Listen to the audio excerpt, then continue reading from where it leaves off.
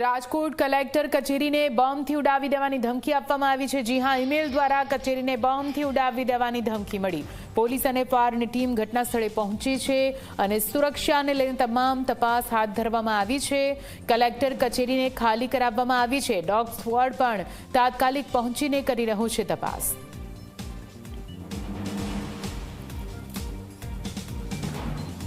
તો હજુ ફરી એકવાર કચેરીને બોમ્બથી ઉડાવી દેવાની ધમકી આપવામાં આવી છે। આ વખતે રાજકોટની આ કચેરી જેને બોમ્બથી ઉડાવી દેવાની ધમકી ઈમેલ પર મળી।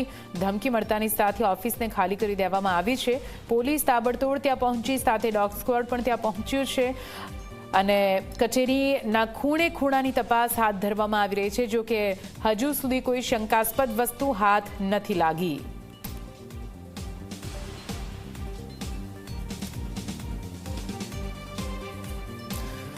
તો હાલ તો સવાલ એ પણ ઉઠી રહ્યો છે કે વારંવાર આ પ્રકારની ધમકી કોણ આપી રહ્યું છે, તેની પાછળનો આશય શું છે? શું આ કોઈ ષડયંત્ર છે કે કેમ? જો કે તપાસમાં તમામ વિગતો સામે આવશે।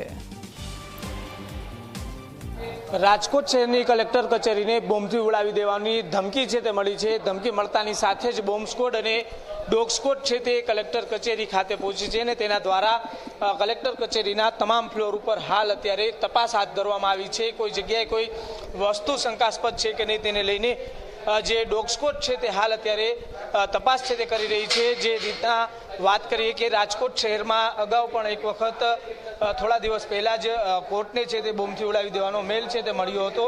ત્યારે હવે જે રીતના કલેક્ટર કચેરીની બોમ્બથી ઉડાવી દેવાની ધમકી છે તે મેલ દ્વારા મળી હતી। એસઓજી અને ડોગ સ્ક્વોડ સહિતની જે પોલીસની ટીમો છે તે હાલ અત્યારે કલેક્ટર કચેરી ખાતે પહોંચી છે અને તેના દ્વારા જે રીતના એક એક ઓફિસની અંદર છે તે તપાસ હાથ ધરવામાં આવી છે।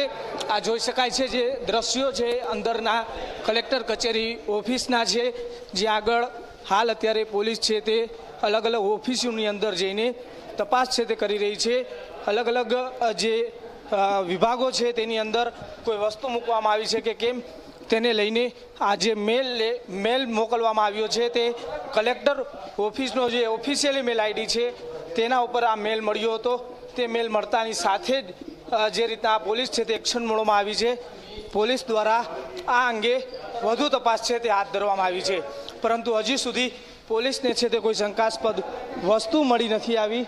પોલીસ હાલ આ તપાસ છે તે તમામ ફ્લોર ઉપર કરી રહી છે। આ ડોગ સ્ક્વોડ છે સાથે જ એસઓજી પોલીસ અને પ્રદ્યુમનનગર પોલીસ પણ આ તપાસની અંદર જોડાય છે। કેમેરા પર્સન ઉદય પવાર સાથે સાહિલ છપ્પા, જી મીડિયા, રાજકોટ।